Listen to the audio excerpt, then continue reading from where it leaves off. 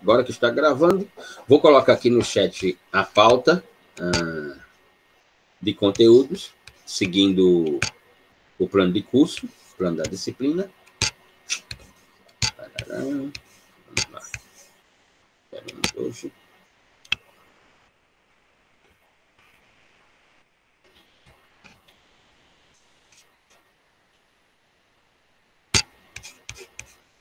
Então, será isso.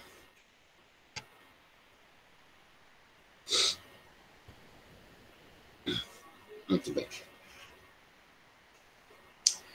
Bom, hoje, então, seguindo os conteúdos do plano de curso, como já iniciado no encontro anterior, salvo engano, se eu estiver errado, podem fazer a correção.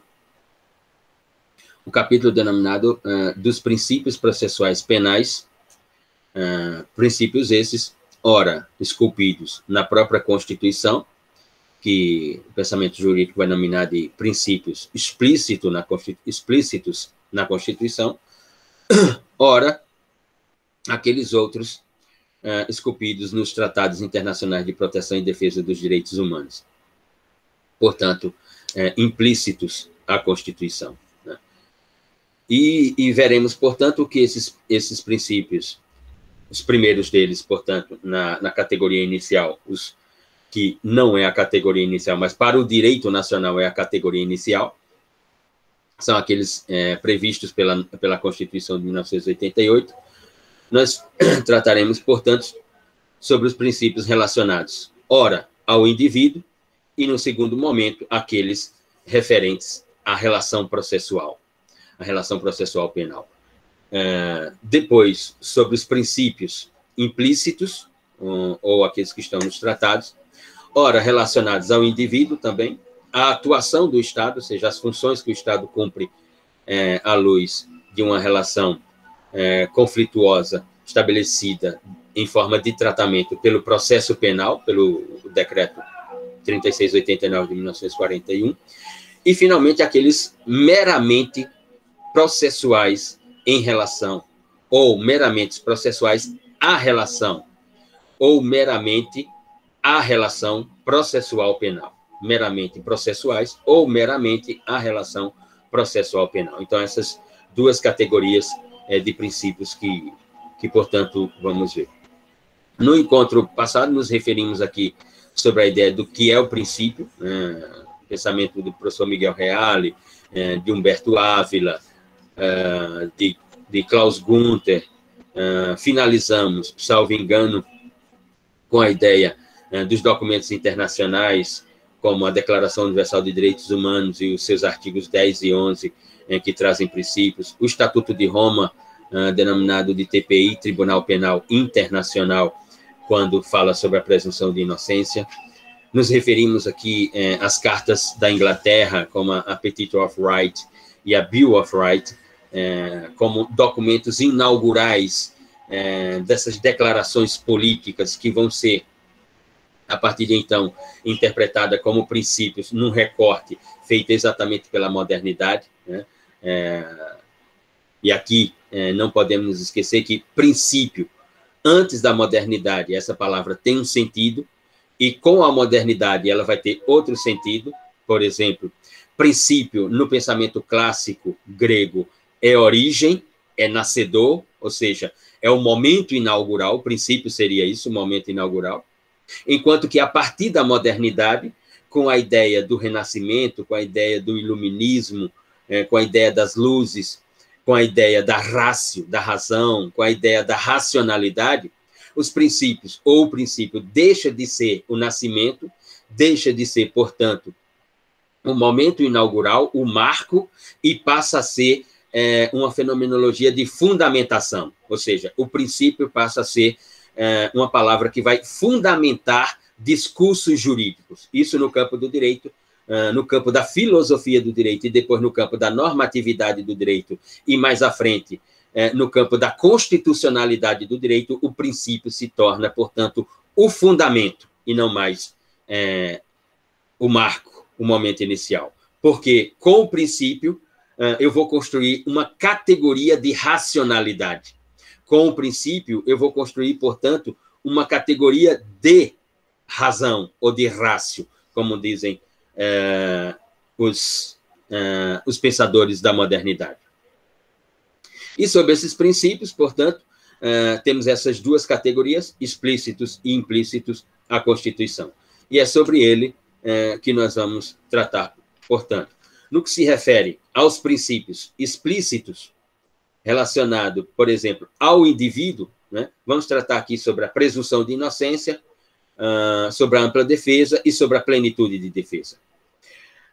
No que se refere aos princípios direcionados à relação processual, trataremos aqui sobre o contraditório, sobre a atuação do Estado, sobre o juiz natural, sobre o princípio da publicidade, da economia processual, do tribunal do júri, da legalidade estricta, da legalidade escripta e estricta, do devido processo legal, ou do princípio da legalidade estrita das medidas cautelares ou da prisão cautelar, digamos assim.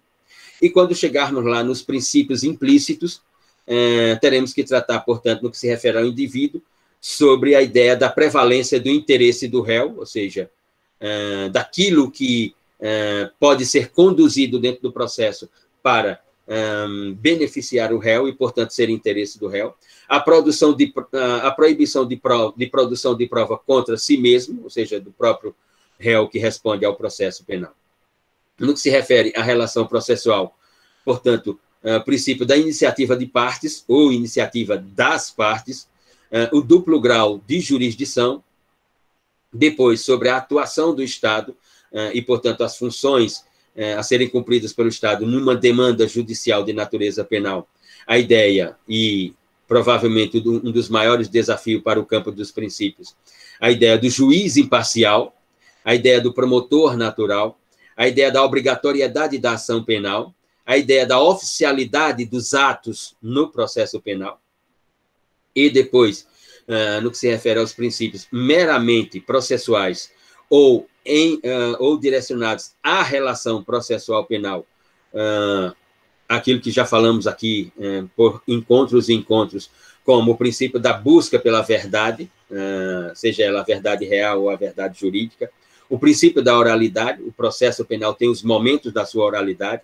da atuação, da imediatidade, da identidade física do juiz, da individualização, portanto, da ação penal privada, da comunhão de provas, e assim por diante. Enfim, procuraremos nesses próximos encontros, tratarmos, portanto, de toda essa estrutura principiológica constitucional, fundamentalmente ou singularmente, toda essa estrutura principiológica do Estado constitucional do direito, ou seja, essa é uma conquista civilizatória da ideia do Estado constitucional do direito, dessa reunião sistêmica, digamos assim, dessa estética sistêmica dos princípios voltados para a ideia penal no campo da imaterialidade do processo, portanto, procuraremos aqui tratar sobre cada um deles, digamos assim.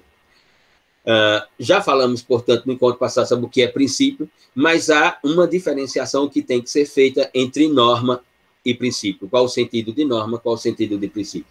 É verdade que, se já tiveram direito constitucional, ou se estão tendo direito constitucional, já devem ter chegado, ou vão chegar nessa parte, né, de que não apenas existem princípios e normas, mas existe, inclusivamente, princípios que, quando entram em conflito, fazem nascer a ideia, portanto, do que é um princípio regra e do que é um princípio norma, e qual a hierarquia entre essa ideia de princípio e de norma, né? Preferimos aqui, por uma ideia de escolha mesmo, de discricionariedade dos estudos, das pesquisas, a definição de Kelsey entre princípio e norma. Norma eu trato, portanto, sobre uma ideia de procedimento de legitimidade, ou seja, eu explico a produção da norma, ela tem fases, ela tem etapas, e se essas fases e essas etapas não forem cumpridas rigorosamente, então eu tenho problemas na produção da norma e essa norma não pode ter validade.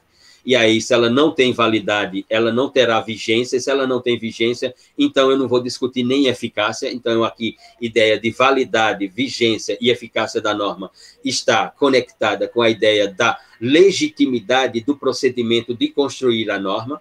Então, a norma é algo que moldura o pensamento, ou seja, eu explico através de um pensamento racional o que é a norma, então ela moldura a minha racionalidade, ela moldura, portanto, o meu saber e o meu conhecimento. E o princípio, Luciano? E o princípio?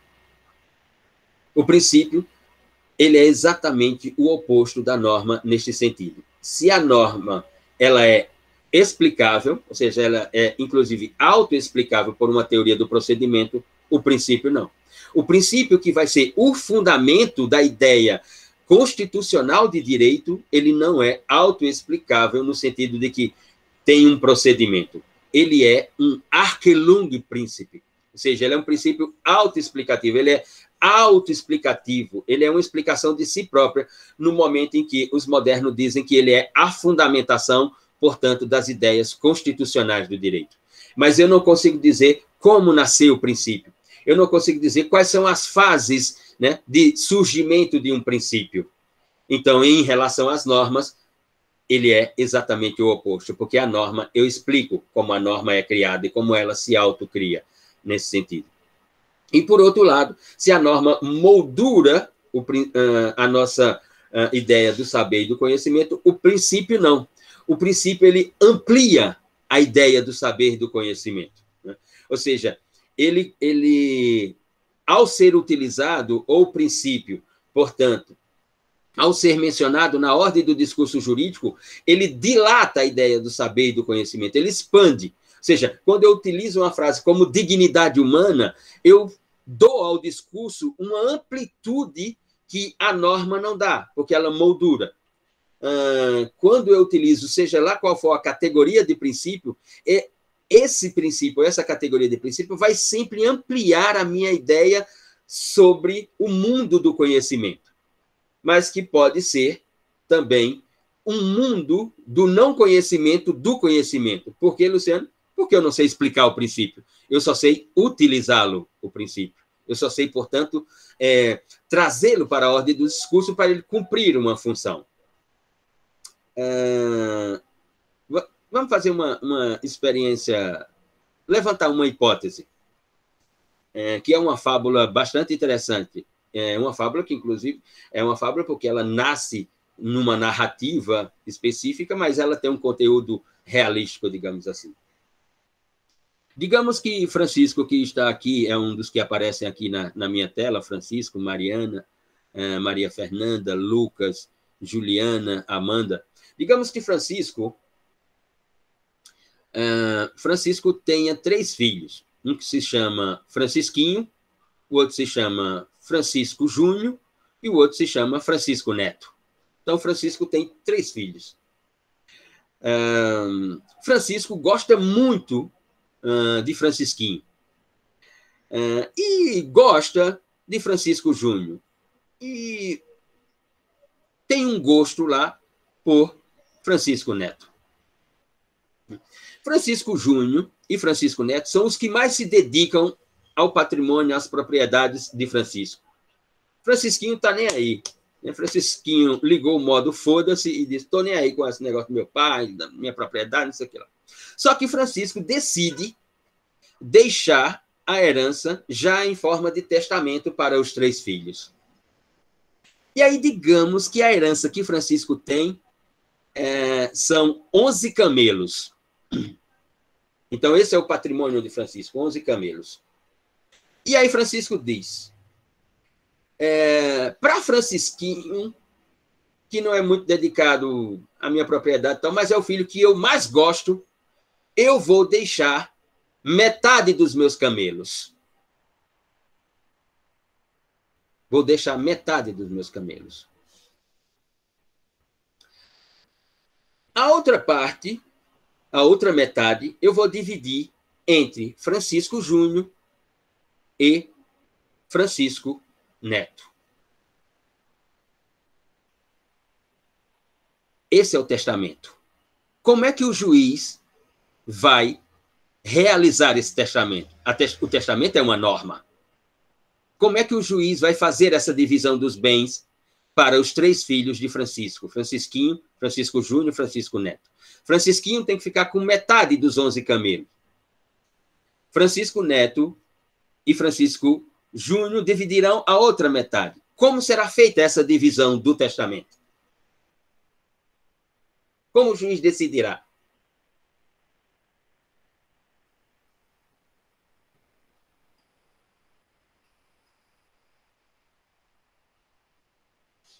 Me ouve, pessoal?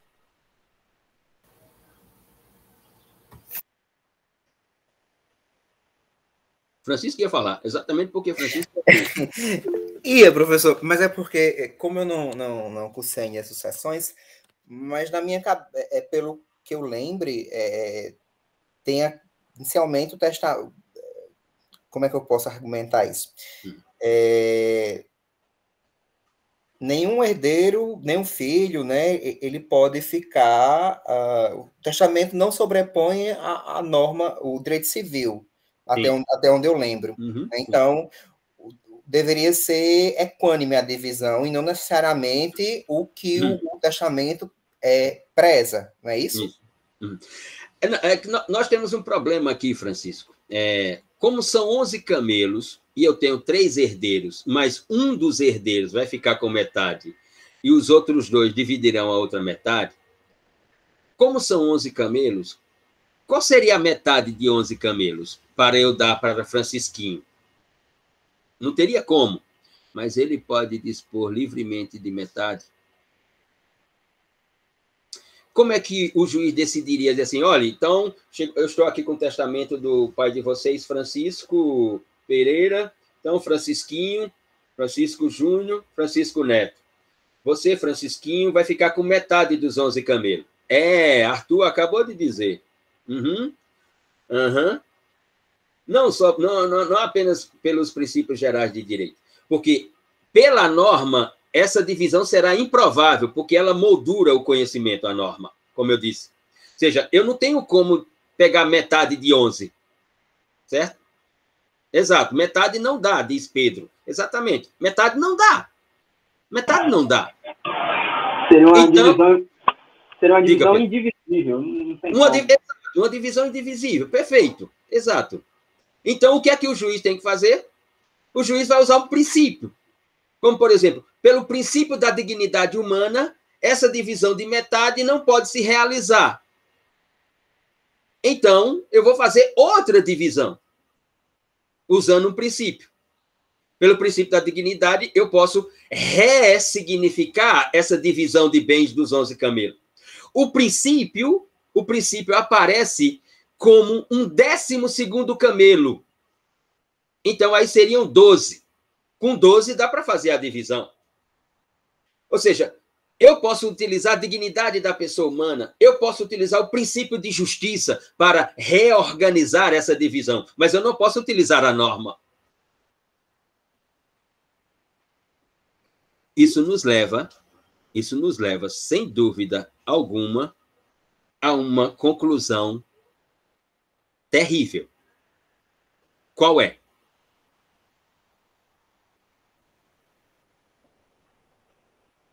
Que os juízes só decidem sobre aquilo que já está decidido. Porque, por exemplo, nessa divisão dos bens de Francisco para os seus 3 filhos, Francisquinho, Francisco Júnior, Francisco Neto, se não fossem 11 camelos, e sim fossem 12 camelos, como é que o juiz iria dividir o testamento entre os 3? 6 camelos para Francisquinho, 3 camelos para Francisco Júnior, 3 camelos para Francisco Neto. A divisão estava feita. O que significa dizer que ele decidiria sobre algo que já estava decidido pela matemática. Porque eram 12. Agora, quando ele tem que decidir sobre algo que é indecidível, aí ele tem que usar o quê? Ele tem que sair do campo da norma para ir para o campo dos princípios. Para, portanto, o princípio dilatar o conhecimento, para o princípio expandir o saber e o conhecimento. Por isso que eu disse que muitas vezes, ou essa é a função dos princípios, produzir não conhecimento em forma de conhecimento. porque ele vai ressignificar a divisão de bens. Mas passa a ser que o que ele está utilizando como princípio de justiça é para ele, o juiz, porque ele tem que decidir. Mas para Francisquinho, que ia receber metade, não é mais princípio de justiça. Mas Francisquinho vai ter que se submeter à decisão judicial. Como todos nós que temos que nos submeter à decisão judicial. Então, a conclusão mais dramática para os juízes é que os juízes só decidem sobre aquilo que já está decidido. Sobre o que é improvável decidir, eles não decidem, eles têm que inventar. Eles têm que procurar um princípio para cumprir a função, porque na modernidade, como eu me referi anteriormente, o princípio é o quê na modernidade? Ele é o fundamento. Ele não é mais a origem, ele é o fundamento. Então, se ele é o fundamento, como diz o professor Niklas Luhmann, fundamento nós temos assim. Eu posso escolher o fundamento que eu quiser, eu posso escolher o princípio de justiça, eu posso escolher o princípio da dignidade, eu posso escolher vários fundamentos. Só preciso aplicar um. Fundamento está assim no direito. Por quê? Porque a estrutura do direito constitucional ela é principiológica. Então, eu tenho assim de princípios para fundamentar. Para fundamentar, para condenar, para fundamentar, para absolver. Por exemplo, eu posso utilizar a dignidade humana para condenar e posso utilizar a dignidade humana para absolver. Eu posso utilizar a dignidade humana para condenar o réu, dizendo que ele negou a dignidade humana da vítima e que aquilo, do ponto de vista civilizatório, é reprovável por toda uma teoria da sociedade, e aí eu utilizo o princípio da dignidade humana da vítima para condenar o réu. Ou eu posso utilizar o princípio da dignidade humana do réu, ou para o réu, para fundamentar uma absolvição, no sentido de que estou afirmando o processo civilizatório, no sentido de que o réu terá um momento de reflexividade, de reflexão sobre as ações por ele praticadas, e que, portanto, o princípio da dignidade humana lhe agasalha no sentido civilizatório ou da evolução do processo civilizatório. Eu posso utilizar a dignidade humana para um lado ou para o outro. Ou seja, eu posso expandir o conhecimento. Agora, com a norma, não há como expandir o conhecimento. Ou seja, não há como expandir o conhecimento com a norma do artigo 121 no caput, quando diz matar alguém. Mas quando a expressão diz dignidade humana, aí expande enormemente. Mas matar alguém não há como expandir. Não tem como expandir. Esse é o drama de quem decide. Porque quem decide só decide sobre o que já está decidido. Porque sobre o que não está decidido é improvável decidir. Aí eu tenho que inventar uma decisão. Por isso que o constitucionalismo fez do direito constitucional o direito dos direitos. Porque ele é o direito das invenções. O direito positivo, não. O direito positivo é o direito da norma. Ou está na norma, ou não está na norma. E se está na norma, está no direito. Se não está na norma, não está no direito. Ah, não está no direito constitucional. Não, mas tem um princípio que fundamenta e agora vai estar. Ele expande o conhecimento. Mas será que é um conhecimento? Ou é um não conhecimento do conhecimento? Ou um não conhecimento sobre o conhecimento? Como dizem os construtivistas, como George Spencer Brown, ou os funcionalistas como Ernest Glasfeld, Niklas Luhmann, Rafael de Jorge, Celso Fernandes Capilongo e tantos outros, nesse sentido. E nesse campo dos princípios, exatamente nesse campo dos princípios, existe uma diferenciação, e o pensamento jurídico que eu me refiro aqui, a doutrina, assim se refere, né? Se refere aos princípios garantidores do processo penal versus as garantias individuais. E aqui a nossa posição diferenciadora do pensamento jurídico brasileiro ou da doutrina. Na nossa interpretação, os princípios não garantem absolutamente nada. Eles não têm força normativa para garantir. Agora, como eles são o fundamento, ou seja, os princípios processuais penais são fundamentos de um processo penal de natureza jurídica acusatória, portanto, na evolução do processo civilizatório. Então, se eles são isso, ou seja, se os princípios são os fundamentos, Não existem princípios garantidores, como diz a doutrina. O que existe são princípios orientadores de um processo penal de natureza acusatória. Não quer dizer que o processo penal será de natureza acusatória. Eu posso ter um processo penal que ele se revele extremamente inquisitivo. Aliás, nesse país está em moda. Neste país está em moda. Já faz alguns anos que está em moda que o processo penal tem que condenar o réu de qualquer jeito. Exato, diz Arthur aqui, eles apenas orientam. Exatamente. Eles não garantem absolutamente nada. E as garantias individuais são aquelas previstas na própria Constituição. E se não estão previstas na Constituição, elas não são garantias individuais. As garantias do indivíduo, as garantias do indivíduo, estão todas previstas na Carta Magna. E as garantias do indivíduo em relação a direitos fundamentais individuais, elas estão todas, no nosso caso aqui, no artigo 5º e os seus 78 incisos do caput, a partir da ideia do princípio da igualdade jurídica, ou aquilo que os italianos chamam de... você entra no tribunal italiano, sempre é assim... todos são iguais perante a lei. Todos são iguais perante a lei. O princípio da igualdade jurídica. Do caput até o último inciso. E chegando, obviamente, aos parágrafos, principalmente com a edição da Emenda Constitucional 45 de 2003. Então, na nossa ideia, o pensamento é de princípios orientadores do processo penal e não de princípios garantidores. Os princípios não garantem a natureza jurídica do processo. Os princípios orientam a natureza jurídica dos processos. Como eles são o fundamento do Estado constitucional de direito, então, obviamente, que num Estado constitucional de direito, do ponto de vista da orientação, não pode haver inquisição. Então, obviamente, que só pode haver o quê? Acusação. Então, eles orientam que o processo deve ser acusatório e não inquisitivo. É nesse sentido. Mas que eles vão garantir que o processo realmente vai ser acusatório?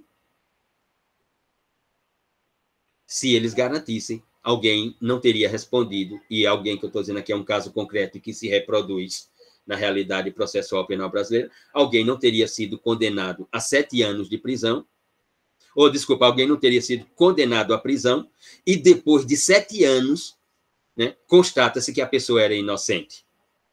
Então, se os princípios garantem, como é que alguém que fora condenado, 7 anos depois de que está cumprindo a pena, é declarado finalmente inocente? Então, que garantia é essa? O que esses princípios garantem? E aí você pode dizer, Luciano, então, mesmo num caso como esse, nem orientar eles orientam. Não, orientar, orientam. Orientar, orienta. Orientar é o quê? Eu sair daqui com alguém e dizer assim, olha, para atravessar a rua, né, como é uma rua de mão dupla, olha para a esquerda e olha para a direita. Essa é a orientação. Se a pessoa que vai comigo vai cumprir essa orientação ou não, é outra história. Mas eu falar isso não garante absolutamente nada. Orienta. Agora, a eficácia da orientação também não quer dizer nada. Agora, a eficácia da garantia é que ela não existe mesmo, porque os princípios, como fundamento, só têm estrutura para orientar. É nesse sentido que eu me refiro, portanto. Ora, aqui, portanto, a lição é de Luigi Ferraioli, no seu livro Diritto e Ragione, Teoria del Garantismo, né, quando ele traz as garantias individuais como um modelo garantista do direito constitucional. Ou seja, a teoria do garantismo de Luigi Ferraioli, ela é construída na ideia das garantias como algo posto, né, em relação ao indivíduo, né, e que, do outro lado, eu tenho os direitos fundamentais. Tenho direitos fundamentais é uma ideia, garantias é uma realidade, é uma concretude, ou seja, é uma plataforma, é uma estrutura, digamos assim. Muito bem. E aí, no campo dos princípios processuais penais, explícitos na Constituição, iniciamos com aqueles referentes ao indivíduo.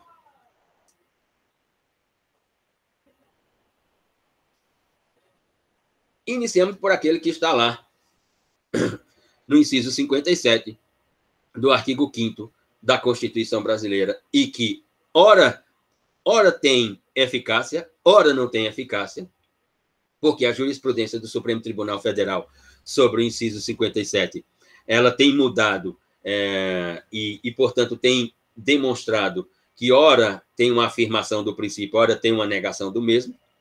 Ou seja, eu me refiro ao inciso 57, quando ele diz que só poderá haver cumprimento de pena com o trânsito em julgado da decisão judicial. Ou seja, eu estou falando de presunção de inocência aqui na ideia, ou para muitos, eu estaria falando de não culpabilidade para a ideia de um cumprimento de pena. Porque no inciso 57, na ideia de presunção de inocência, como os constitucionalistas chamam, e na ideia de alguns penalistas de não culpabilidade, o que está em tela é a ideia de que alguém só pode ser submetido ao cárcere depois de uma decisão transitada em julgado. Até 2011, salvo engano, a jurisprudência do Supremo Tribunal Federal assim afirmava.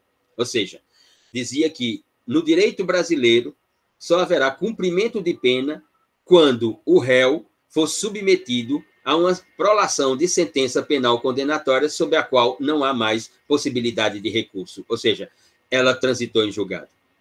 E aqui, quando falamos de transitar em julgado, não quer dizer que ela tem que chegar ao que alguns falam até a quarta instância, que é o Supremo Tribunal Federal. Não. O trânsito em julgado de uma decisão pode se dar na primeira instância. É só uma das partes perder o prazo para o recurso. Luciano Nascimento foi condenado por um juiz monocrático, condenado a, digamos, 6 anos de prisão. Meu advogado perde o prazo para o recurso de apelação e, portanto, transitou em julgado. Ora, até 2011, diz Jéssica aqui, STF mudou a orientação da prisão em segunda instância 2 vezes. Nos últimos tempos, 2 vezes. Mas já tinha mudado antes também. Nos anos 90 já tinha mudado. Né? Em 2011, até 2011, eu tinha, portanto, uma afirmação do inciso 57. Aí, em 2016, eu tenho uma negação à corte, portanto, prolata uma decisão em habeas corpus, dizendo que no direito brasileiro pode-se executar provisoriamente a pena privativa de liberdade com uma decisão condenatória de 2º grau. E aí, portanto, nós tivemos a edição, né, do paradigma jurisprudencial, ou a reedição, porque nos anos 90 já tinha acontecido uma vez, a reedição do paradigma jurisprudencial no Supremo Tribunal Federal da execução provisória da pena. Vou pedir a gentileza, alguém que esteja aí no seu computador, se pode puxar o inciso 57 do artigo 5º da Constituição e ler para termos a ideia de qual foi o pensamento colocado pelo legislador constituinte originário de 1987. Porque quando estamos falando do inciso 57, nós estamos falando, na verdade, de um critério, e me parece, não tenho dúvida sobre isso, de um critério objetivo para auferir a culpabilidade do sujeito ativo do delito. Ou seja, o inciso 57, ele trata de culpabilidade. O que está dizendo o inciso 57? De que a pena só poderá ser executada com o trânsito em julgado. Com o trânsito em julgado, dá-se a culpabilidade do sujeito. Lucas, aqui, ó. Ninguém será considerado culpado, tá vendo? Essa é a redação originária. Ninguém será considerado culpado, e lembrem-se do sistema penal brasileiro. Só se cumpre pena no direito penal brasileiro com o auferimento da culpabilidade. Mais uma vez, lição de direito penal. O que é culpabilidade? Culpabilidade é imputabilidade, potencial consciência da ilicitude, exigibilidade de conduta diversa. São esses os 3 conteúdos da culpabilidade. Ninguém será considerado culpado até o trânsito em julgado de sentença penal condenatória. Então, o inciso 57, ele não está falando de crime. Ele está falando de culpa de culpabilidade como elemento de fundamentação para a aplicação de uma pena. Né? Porque culpabilidade não está na teoria do delito, como já me referi aqui.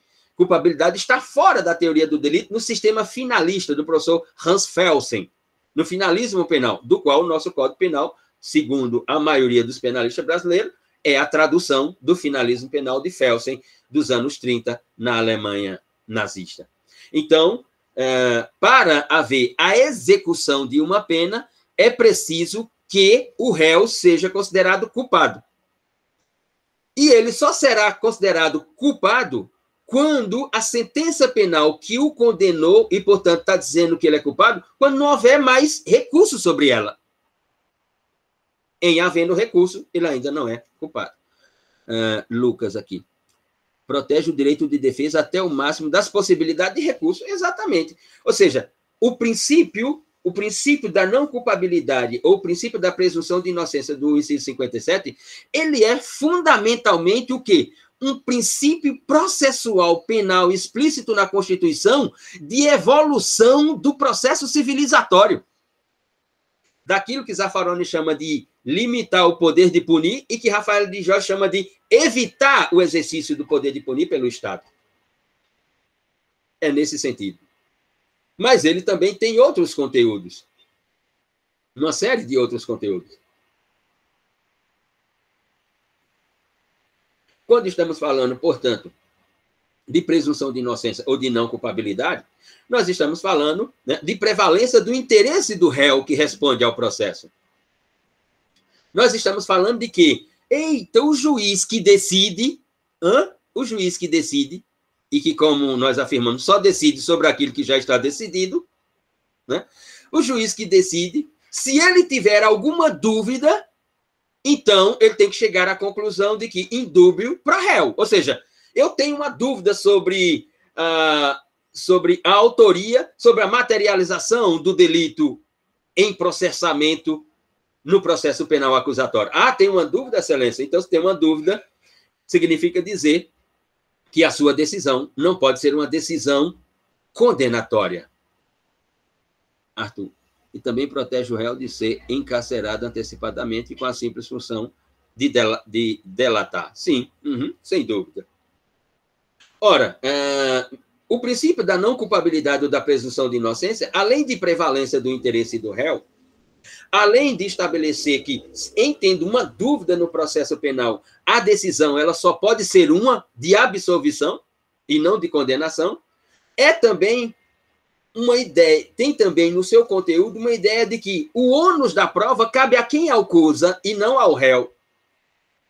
Cabe a quem acusa e não ao réu. Ou seja, portanto, se é o Estado que exerce o ius puniendi, cabe ao Estado, né, provar de que aquele que agora responde ao processo na categoria de réu, ele é o culpado. Se o Estado não conseguir provar que ele é o culpado, então a decisão não pode ser jamais condenatória. Porque o ônus da produção da prova de que Luciano Nascimento Silva é o culpado não cabe a ele, cabe sim ao Estado, que é quem vai exercer o direito ou o poder de punir, como dizia Tobias Barreto na Escola de Direito do Recife. É verdade que isso tem exceções, Luciano? Tem, por exemplo, vocês são muito jovens, infelizmente, não é infelizmente são muito jovens, não. Vocês são muito jovens, infelizmente, não conheceram um autor brasileiro, um dos grandes autores brasileiros, que morreu em 1999, professor João Marcelo de Araújo Júnior, pode colocar o nome dele aí no Google, vão encontrar textos e textos dele.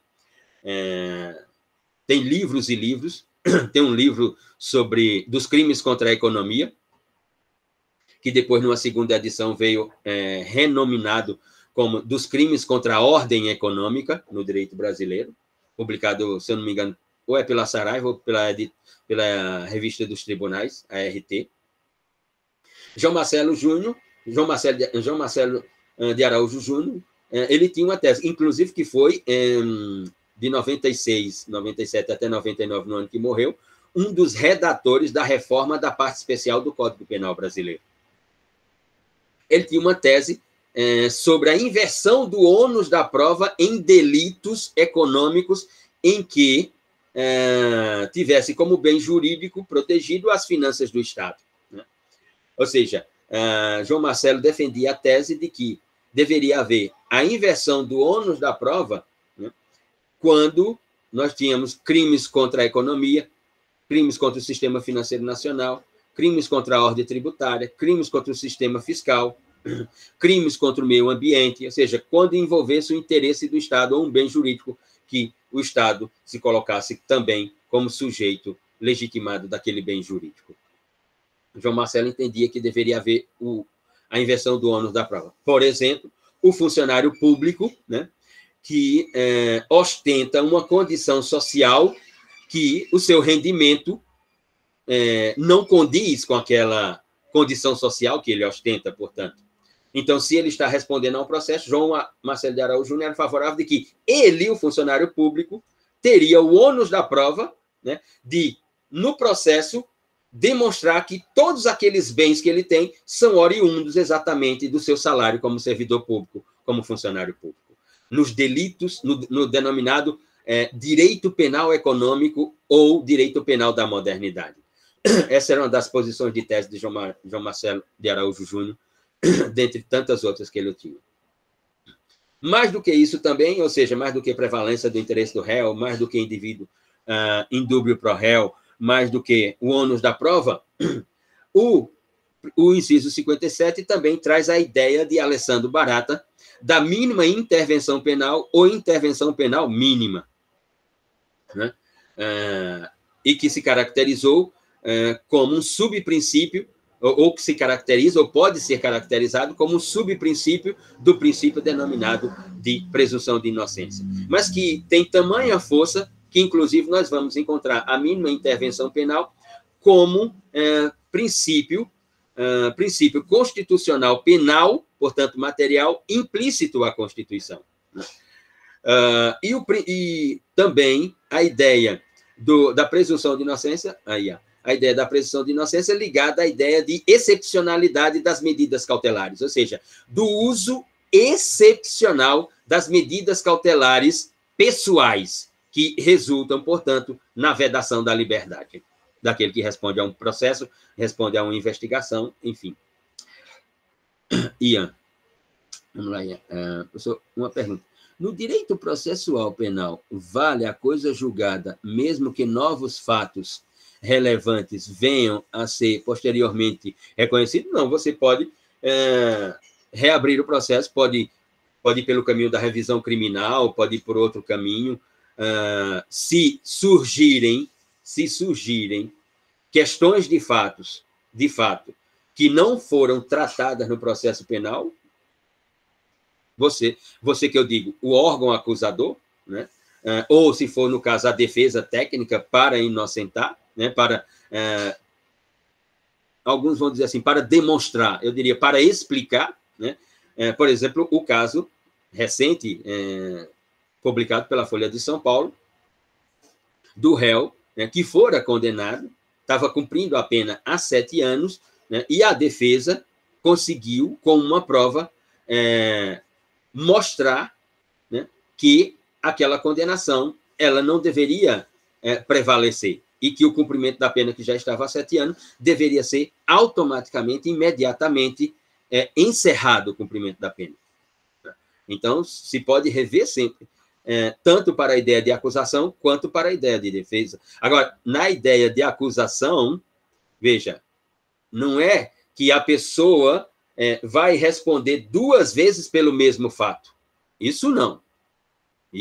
Não é isso. Não é responder 2 vezes pelo mesmo fato. E aí a doutrina brasileira vai criar uma dialética para muitos interessante. Não, se tomou uma decisão absolutória, fulano de tal foi absolvido, né? E, portanto, não se pode mais discutir aquele caso. Isso depende da forma da absolvição. Como é que se deu essa absolvição? Foi absolvido por insuficiência de provas? Foi absolvido porque, mesmo com as provas, havia uma dúvida e, portanto, o que deve prevalecer é indúbio pro réu? Vai depender, portanto, do teor da prolação da sentença penal condenatória. Nesse sentido. Junto com a ideia... sim, e ainda sobre a ideia de presunção de inocência, cabe aqui o subprincípio, né? E que ele fica como subprincípio da presunção de inocência, mas ele é um princípio material, a ideia de permanecer em silêncio, de ficar em silêncio. Ou seja, toda pessoa tem o direito de permanecer calada e de só falar, né, diante de um juiz em um tribunal.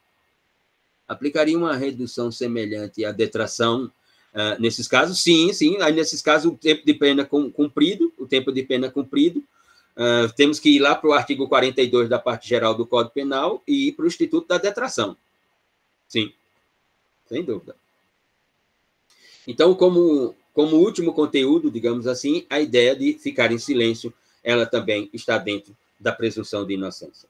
Depois da ideia de presunção de inocência, que estamos aqui mais uma vez, lembre-se, princípios explícitos à Constituição, relacionados ao indivíduo. O primeiro, a presunção de inocência ou não culpabilidade. Depois dele, a ideia de ampla defesa. Mais uma vez, volto a mencionar, a ampla defesa é um princípio digamos assim, com estrutura técnica.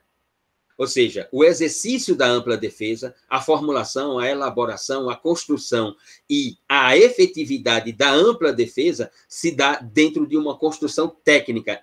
Ela é um princípio processual penal explícito na Constituição de natureza técnica. Ou seja, para a sua efetividade aqui no sentido de desenvolvimento, materialidade, ou seja, exercício, para o exercício da ampla defesa, é preciso uma ideia técnica, ou seja, a produção da linguagem é técnica.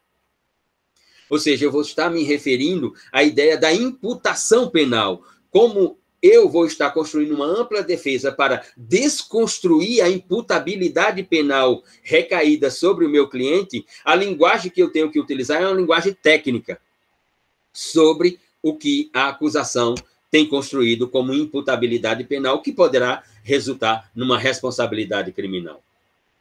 Ora, a ampla defesa é, sem dúvida, um princípio de força estatal, ou seja, no campo da persecução penal. Eu só falo de ampla defesa no processo penal.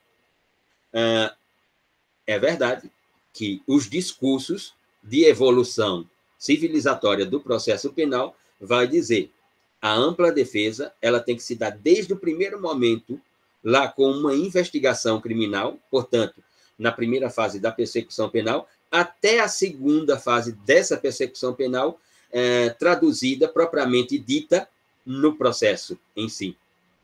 Ela está desde o início até o final. Mas eu só falo de ampla defesa aqui, em questão criminal, mas aí depois, como ela era uma declaração política, quando vem para a estrutura do direito constitucional, nós passamos, inclusive, a falar de ampla defesa lá no processo administrativo e em todas as outras categorias do processo, mas ela nasce como uma ideia penal. No caso do direito administrativo brasileiro, por exemplo, vai se dar em questões fiscais. Quando eu tenho uma ofensa, a Lei 8.137 de 1990, a denominada Lei dos Crimes contra a Ordem Tributária, Econômica e Relação de Consumo, quando eu estou à luz dessa lei que eu tenho uma supressão ou uma redução de tributos, por um comerciante, por um empreendedor, ou seja, por aquele que tem que recolher tributos, e ele recolhe, mas não recolhe exatamente no valor que deveria recolher. Então, tem uma redução de tributo. Ou ele suprime, ou seja, ele não recolhe quando tinha que recolher tributos. Ora, então, a jurisprudência do Supremo Tribunal Federal, interpretando a ideia de ampla defesa, desde o final dos anos 90, se posicionou, e isso não mudou, ao contrário do 57, a ampla defesa está lá no 55, A jurisprudência do Supremo Tribunal Federal nessas matérias de tributo, economia e relação de consumo diz que, quando o Estado é o proponente da ação, que é o caso, os crimes contra a ordem tributária, o Estado tem que, primeiramente, esgotar a instância administrativa nessas discussões, concedendo, portanto, a ampla defesa àquele que deveria ter recolhido o tributo, não recolheu, ou reduziu o tributo, teve uma ação de redução de tributo. Tem que se esgotar, primeiramente, a via administrativa pela ampla defesa, para só depois o Estado propor, portanto, a ação penal tributária. E aí se dar o processo penal. É nesse sentido da ampla defesa. Está aí toda a sua força normativa estatal, né? Do âmbito da persecução penal, do início até o final.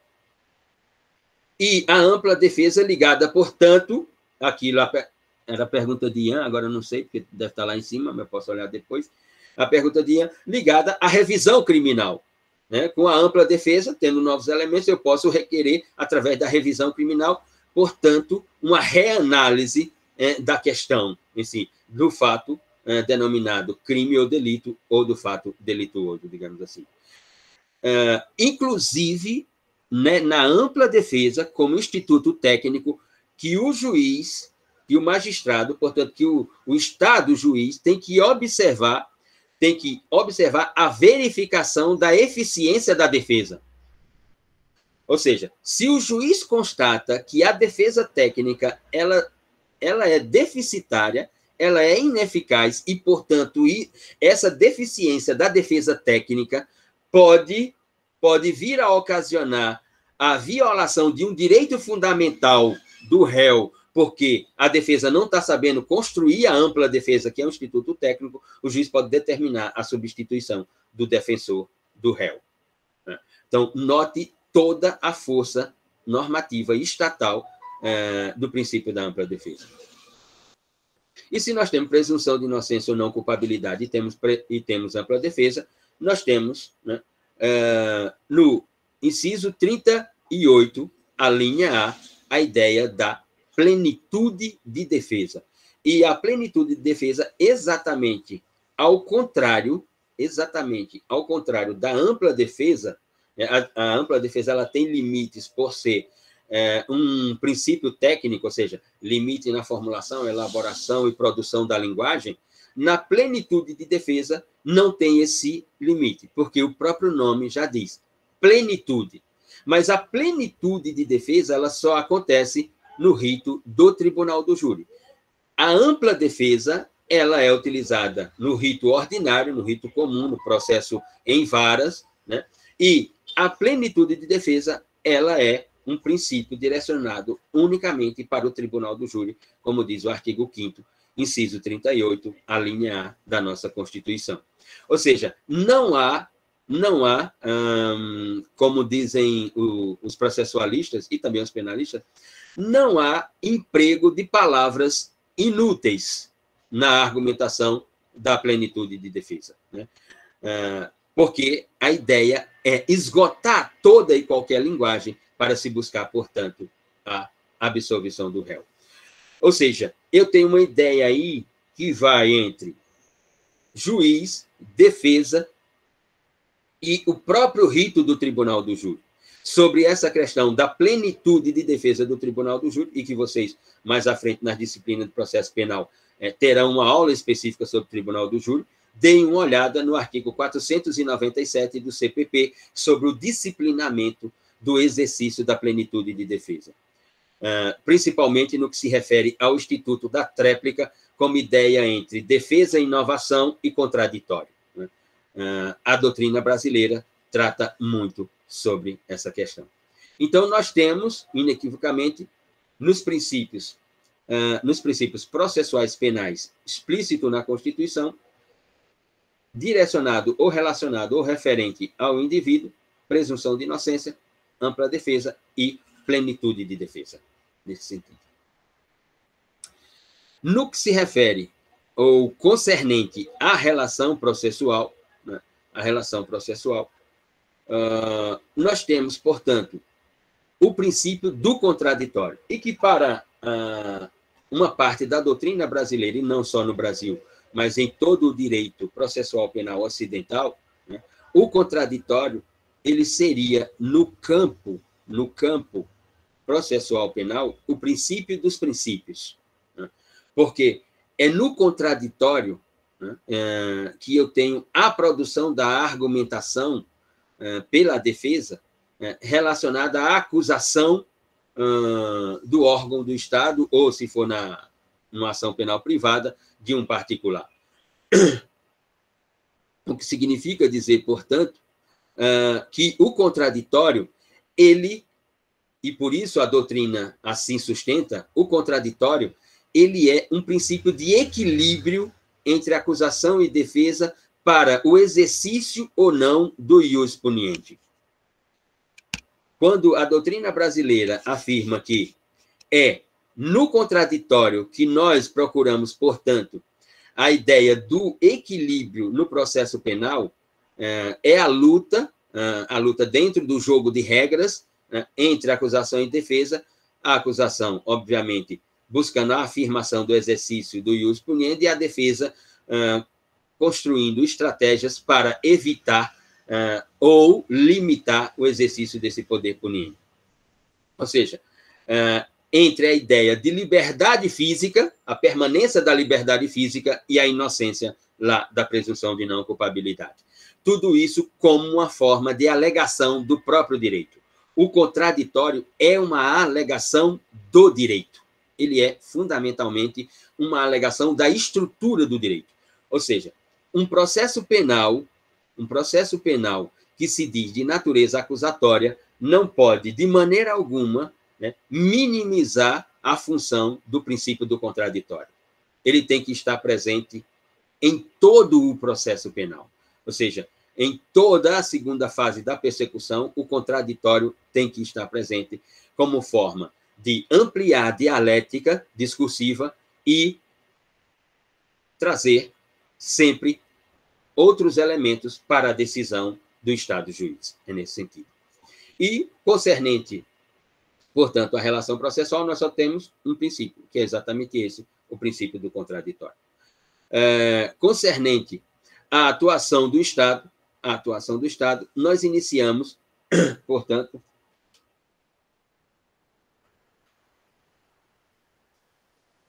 pela ideia do juiz natural. E por essa ideia do juiz natural, já iniciamos com um problema de lei no Brasil.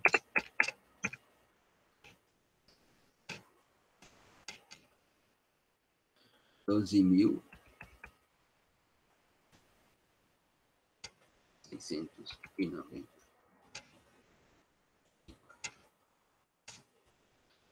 Porque esta lei, a Lei 12.694, o juiz natural, ou a ideia de vedação de um juízo de exceção, juiz natural que está lá no artigo 53,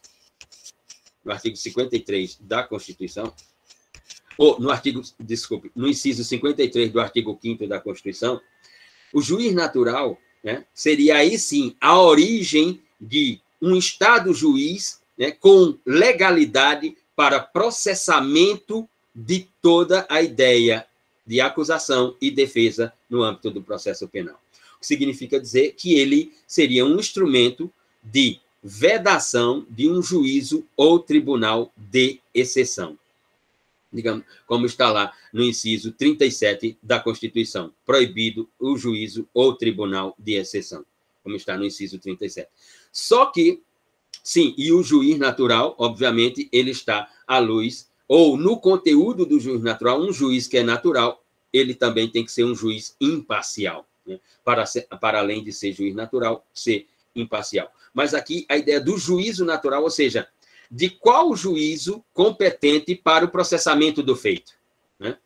E que nós vimos essa discussão recente no direito brasileiro, com relação aí aos processos respondidos pelo ex-presidente da República, o senhor Luiz Inácio Lula da Silva, e que o Supremo Tribunal Federal chegou à constatação de que havia uma ofensa ao princípio do juiz natural, né, de que, portanto, a 13ª Vara Federal de Curitiba não era competente para o processamento do feito, não era o juiz natural, não era o juízo natural, que o juízo natural seria, portanto, uma das varas federais da Justiça de Brasília, né?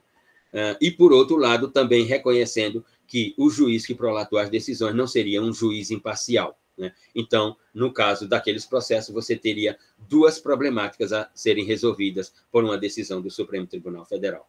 A ideia do juízo natural e a ideia, portanto, da imparcialidade do Estado juiz. Mas, em 2012 aparece a Lei 12.690. E aí eu peço que deem uma olhada no início dessa lei, porque essa lei, para muitos no processo penal, ou para aqueles que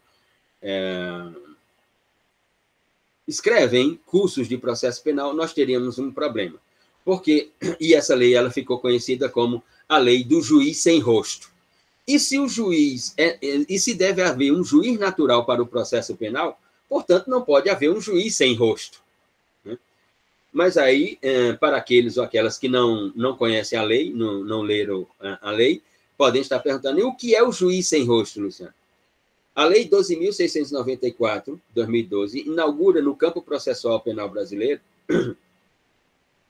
a ideia de um juízo coletivo em primeira instância, ou de um juízo colegiado em primeira instância, quando a matéria for tipológica denominada, quando a matéria tipológica for denominada ou intitulada de organização criminosa.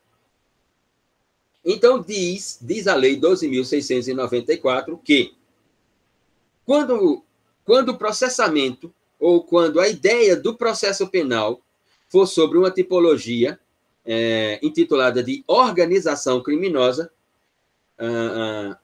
o juiz competente, portanto, o juiz natural para o caso, em se sentindo inseguro para prolatar a decisão judicial, ele pode arrogar, né, portanto, a ideia do juízo colegiado.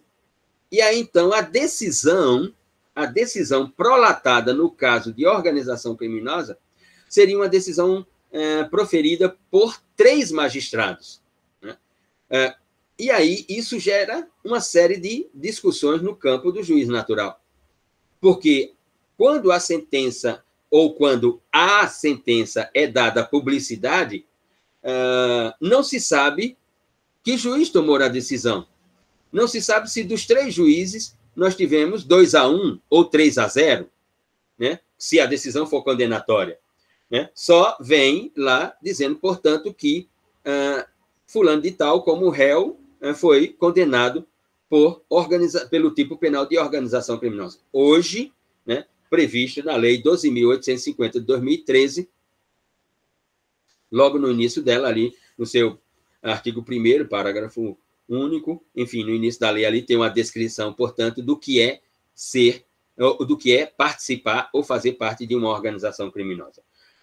No que se refere à organização criminosa, à luz de uma criminalidade clássica ou de uma criminalidade do direito penal iluminista, liberal, enfim, nós já temos problema porque, no âmbito da criminalidade organizada, não há a estrutura clássica de autoria, coautoria e participação. Em organização criminosa, todos são autores, não há coautoria e participação. O que significa dizer que temos problema também sobre um outro princípio que veremos lá na frente, denominado de individualização da pena.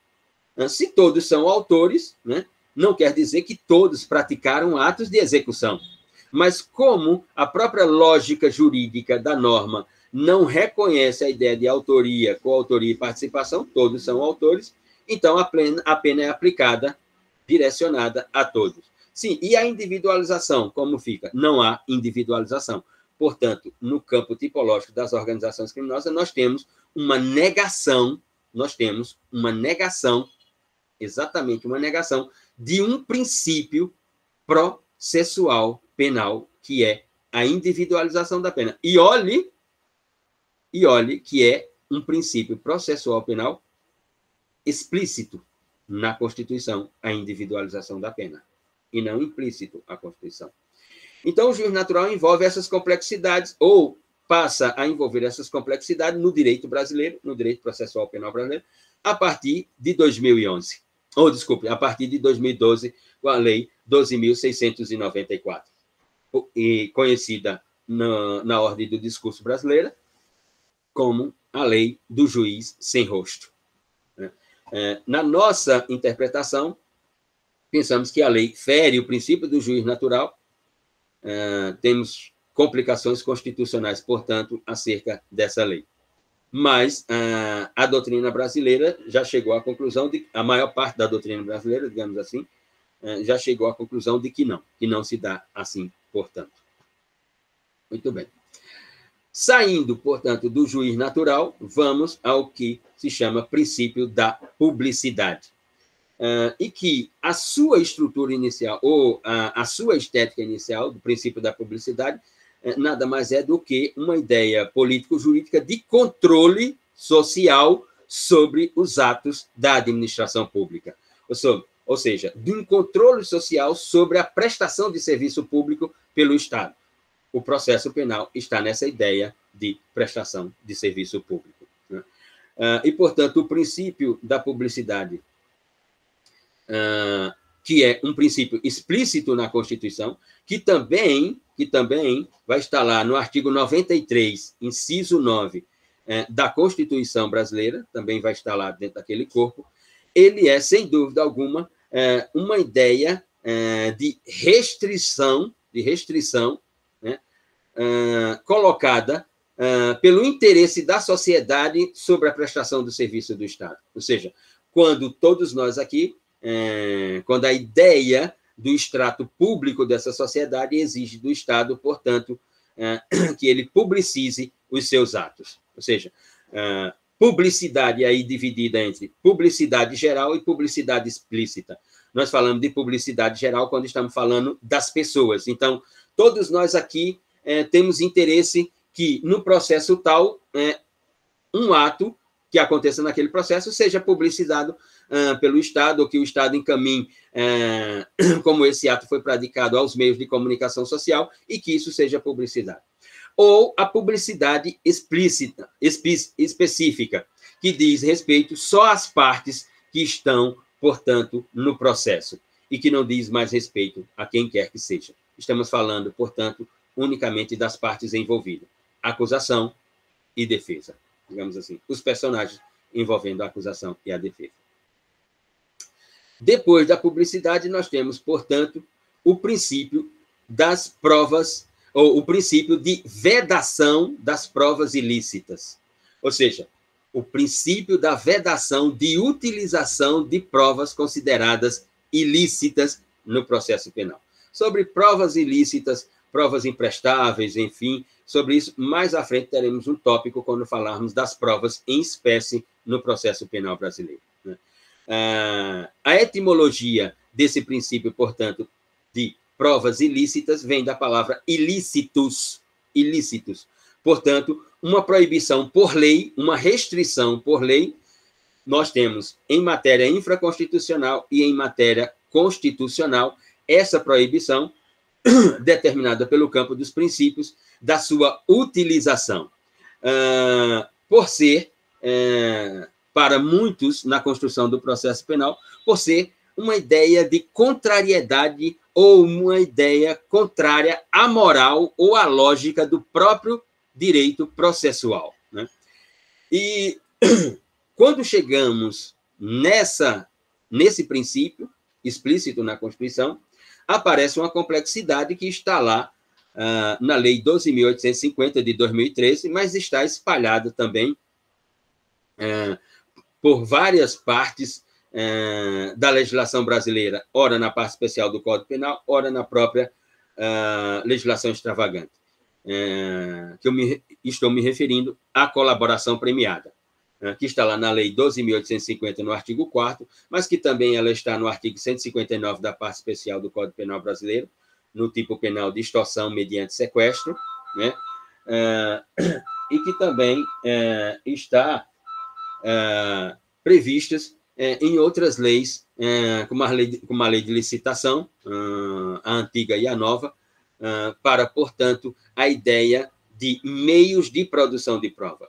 E como se dá essa complexidade? Nós vimos em investigações recentes esse debate sobre a utilização de provas através da colaboração premiada, de provas trazidas, por alguém que responde a um processo, de provas trazidas por alguém que está envolto a um processo e que quer colaborar para minimizar a sua situação processual penal, recebendo um benefício, ou seja, recebendo um prêmio.